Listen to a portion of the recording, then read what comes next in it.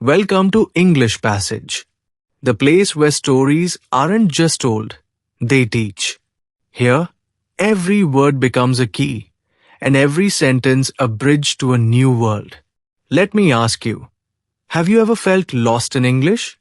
Like the words slip through your fingers, the grammar feels like a puzzle, and confidence seems far away?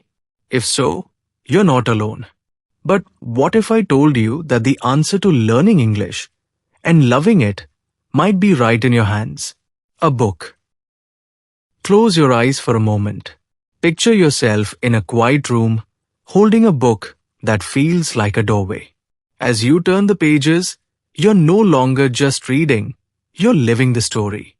You hear the laughter of characters, feel the tension in their voices, and smell the salty breeze of a distant sea.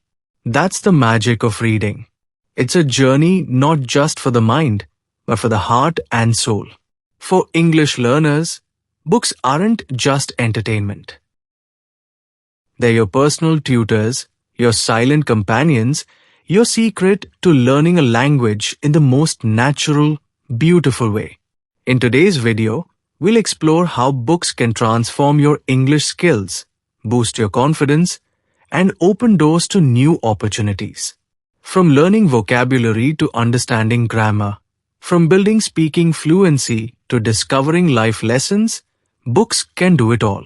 So grab a cozy blanket, maybe a cup of tea, and let's begin this journey together, one page, one story, one life-changing idea at a time. Phase 1. Why reading changes your life. Let's take a deep breath. Imagine holding a book in your hands.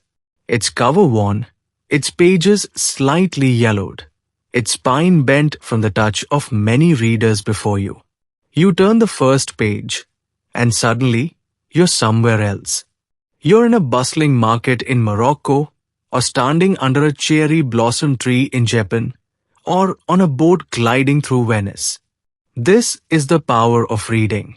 It's not just about understanding words on a page. It's about feeling connected to people, to places, to ideas that you might never experience otherwise. For English learners, reading is a superpower. It helps you think in English without translating, feel the rhythm of sentences without memorizing, and build confidence naturally. Let me tell you about Arjun, a young man who felt lost in his English journey. He tried textbooks, apps, grammar drills, but nothing worked. Then one day, he opened a simple storybook. The words were new, the sentences a little confusing, but he kept going. Night after night, he read, and slowly, the language started to click. He laughed with the characters, felt their struggles, and saw himself in their stories. After a few months, Arjun wasn't just learning English, he was living it. Reading is not just a skill. It's an experience that changes you, your language, your mindset, your life. So, why is reading powerful? Because it lets you see the world through different eyes. And that's where your transformation begins. Phase 2. Building vocabulary through stories. Imagine standing in a lush, magical forest where every tree holds a secret and every leaf is a new word waiting to be discovered. That's what it feels like to learn vocabulary through stories. Each word you find isn't just a definition. It's a sound, a feeling, a memory. Books introduce you to words you might never hear in daily conversations. Words like serene, glisten, echo, ponder. These words carry emotions, they paint pictures, and they make your language richer, more colorful. But how do you make these words yours? How do you learn them in a way that sticks? 1. Choose books that match your level. Not too easy, not too hard, just enough to challenge and inspire you. 2. Guess meanings from context. If a sentence says, "The boy felt curious about the locked door," you can feel what curious means. 3. experience the words. When you read whisper, can you hear the soft voice? When you see wander, can you imagine a person slowly exploring a quiet path? Let's try it together. The girl took a glimpse of the treasure, feeling curious and a little nervous. She decided to wander deeper into the cave. Do you feel it? These words aren't just vocabulary, they're stories in themselves. And when you feel the story, you remember the words. Phase 3. Learning grammar naturally. Let's pause and reflect. When you hear the word grammar, how do you feel? For many, grammar feels like a mountain, big, intimidating, with rules that seem endless. But what if I told you that you can climb that mountain step by simply reading stories? You see, grammar isn't just rules in a textbook. It's the heartbeat of a language. It's the way ideas connect, the rhythm of thoughts flowing from one to another. And the best way to learn grammar is by seeing it in action again and again inside stories. When you read, you don't memorize rules, you notice patterns. You see how tenses shape time. She had been waiting at the station when the train arrived. You feel how prepositions guide the action. On, in, by, through.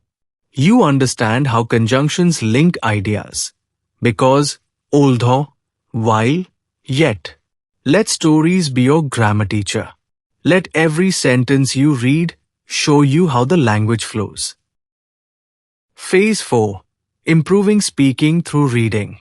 Pause for a moment and ask yourself, have you ever wished to speak English with confidence? To let the words flow naturally, like a river, without hesitation or fear? You are not alone. Many learners feel nervous when speaking, unsure of pronunciation, intonation, and fluency. But what if I told you that the secret to becoming a confident speaker is not just speaking more, it's reading aloud more? When you read a story out loud, you're not just practicing words.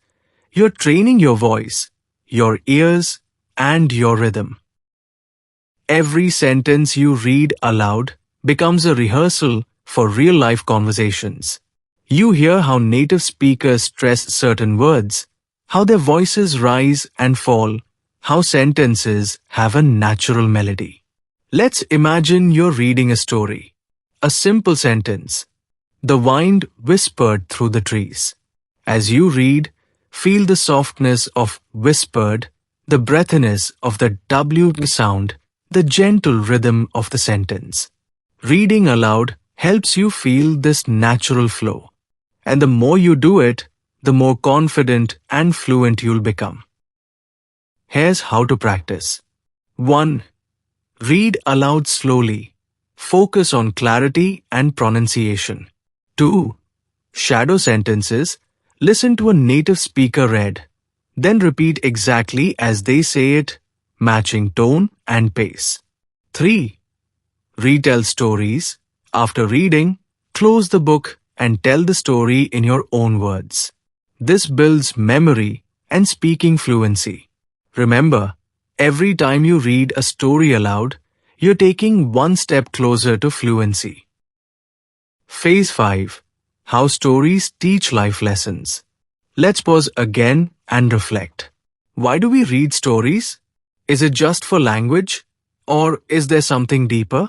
Stories don't just teach words, they teach life. A simple fable about kindness reminds you to help someone in need. A tale of bravery pushes you to try, even when you're afraid. A story of forgiveness teaches you to let go of anger and find peace. Books are mirrors and windows. Mirrors that reflect your own emotions, and windows that open up new worlds and perspectives. As you read, you feel what it means to be human. You learn about joy, sadness, hope, and courage. You discover how characters express feelings, handle challenges, and solve problems, skills that go far beyond the pages. Let's read a short story together, The Lion and the Mouse. It's simple, yet it teaches a timeless lesson. Kindness is never wasted. By reading stories like this, you're not just learning English, you're learning empathy, understanding, and compassion. Phase 6. Create a daily reading habit. Now, let's talk about the secret ingredient to all learning: habit. You see, reading once in a while is nice, but reading every day is transformational. It's like watering a plant. A little water every day helps it grow strong. Miss a few days, and it starts to wilt. Your English is the same. Imagine this. You set a simple goal. Read for 10 minutes every day. That's all. A short story before bed, a poem with your morning coffee, or a chapter while waiting for the bus. These small moments add up, day by day, page by page, until you look back and realize you've grown. Your vocabulary is richer, your grammar feels natural, and your confidence is blooming. Here's how to build your reading habit. 1. Start small, just 10 minutes a day. 2. Choose books that excite you, mysteries, adventures, love stories, anything that makes you want to read.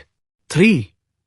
Track your progress, use a notebook or an app. Celebrate milestones, 10 days, 30 days, 100 days. 4. Join the 30-day story challenge. Commit to one story a day for a month and see how much you grow. Phase 7. Final motivation and call to action. Let's end with a truth I hope stays with you. Books have the power to change your English and your life. Every story you read is a step toward the person you want to become. Don't wait for the perfect time. Don't wait until you feel ready. Start today. Read a page. Learn a word. Take a step. Because every story you read is a thread in the tapestry of your life. A life filled with understanding, confidence, and the ability to connect with the world. That's the end of today's story. Thank you so much for joining me here on English Passage. I hope you listened closely, read along, and maybe even spoke out loud. If you did, even just a little, you've already improved your English today. These small steps, repeated daily, lead to big changes. Books open doors. Every page you read, every sentence you speak, and every story you listen to is a step toward the person you want to become. Don't wait for the perfect moment. The world of stories is waiting. Your story is waiting. If you found this video helpful, please give it a like, share it with a friend, and subscribe to the channel for more English learning through stories. And before you go, leave a comment. Which part of today's story did you enjoy most? I'd love to know what made you smile, think, or learn. Keep listening, keep reading, and most of all, keep speaking. I'll see you in the next passage. Jai Hind. Vande Matram.